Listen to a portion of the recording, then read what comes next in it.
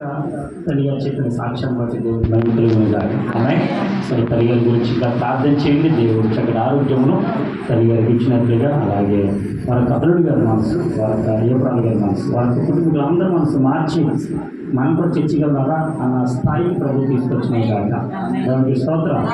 మీరు ఎప్పుడైనా గమనించలేదు, మన ప్రభువు ఆకర్షించే దేవుడు. నా దేవుడు ఎవరు? ఆకర్షించే దేవుడు. ఆకర్షించే దేవుడు దాని అర్థం ఏంటంటే అయస్కాంతం అనుకుంటా తెలుసు. ఈ అయస్కాంతం ఏ ఇనుమునైనా సరే ఈజీగా ఆకర్షిస్తుంది. ఎలాగైనా అది ఏ ప్లేస్లో ఉండని దాని దగ్గరికి అయస్కాంతం వెళ్తే చాలు, ఖచ్చితంగా దానికి ఆకట్టుకుని వెంటనే రాయేస్తారు. దేవునికి స్తోత్రం. నా ప్రభువు కూడా ఏ మనిషినైనా సరే ఖచ్చితంగా ఆయన ఆకర్షించగలరు. ఆకర్షించి ఏం చేస్తారంటే తనకు స్తోత్రార్పణ చేసే విధంగా ప్రభువు మార్చగలరు. దేవునికి స్తోత్రం. హల్లెలూయా. 10 నిమిషాలు దేవుని మాటలు మనం విందాం. మొట్టమొదటిగా అవకాశం ఇచ్చిన దేవత దేవుని కొరకు వందనాలు. రెండవదిగా ఈ కూడికి ఏర్పాటు చేసినటువంటి లక్ష్మి గారి తల్లి గారికి ప్రత్యేకమైన వందనాలు. మూడవదిగా చేరుకుని వచ్చిన మీ అందరికీ యేసుక్రీస్తు నామములో ప్రత్యేకమైన వందనాలు. అందరికీ వందనాలండి.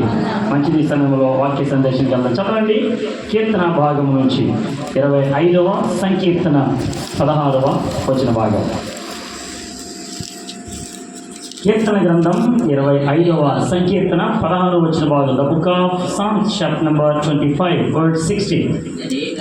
నేను ఏకాకిని బాధపడు